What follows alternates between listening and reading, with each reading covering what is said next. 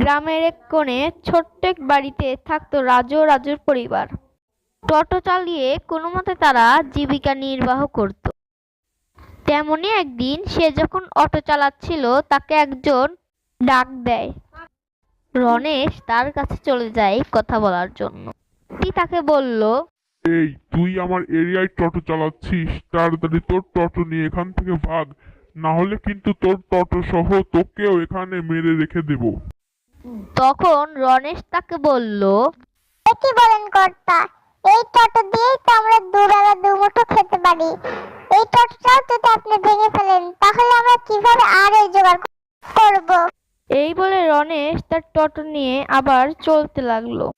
সেই দিন রাতের বেলা তারা যখন ঘুমাচ্ছিল তখন একটা বিকট আওয়াজ হলো। সেই শব্দে দুইজন উঠে পড়লো। রমেশ চারদিক দেখতে লাগলো।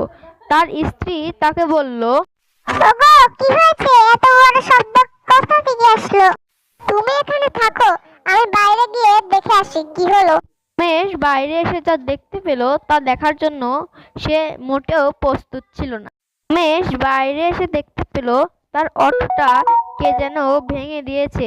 তাই সে কাঁদতে লাগলো।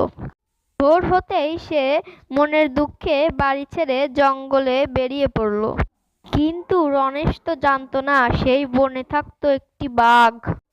হাঁটতে হাঁটতে একসময় ক্লান্ত হয়ে পড়লে রমেশ ঘুমিয়ে পড়ে এক গাছের নিচে।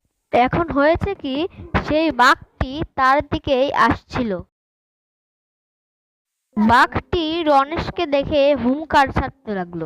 বাঘটি বলল, আহ, কতদিন পর মানুষের মাংস খেতে পারবো।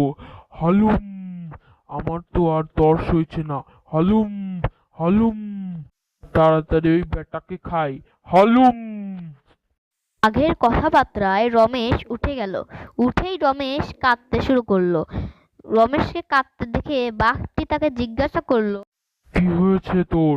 তুই কাঁদছিস কেন? রমেশ তখন বাঘকে বলল, তুমি তো আমাকে খেয়েই নিবে, আমার একটা শেষ ইচ্ছা পূরণ করো। আমি একটা গান বলতে চাই, তুমি কি শুনবে? আচ্ছা, কি বলবি তাড়াতাড়ি বল, আমার যা তর সইছে না। হালুম হালুম। আচ্ছা, তাহলে আমি গানটা বললাম। তোরা সব আয়, আমার বাঘে ধরেছে। তোরা সব আয়, আমার বাঘে ধরেছে। ভাগ্যক্রমে সেই জঙ্গল দিয়ে একটি পুলিশ বন্দুক হাতে নিয়ে তার বাড়িতে যাচ্ছিল। তা রমেশের গান শুনে বুঝতে পারলো তাকে আসলেই বাঘে ধরেছে। তখন সেই গানের সুর ধরে রমেশের জায়গায় পৌঁছে গেল। বাঘটি পুলিশকে বন্দুক হাতে দেখে পালিয়ে গেল।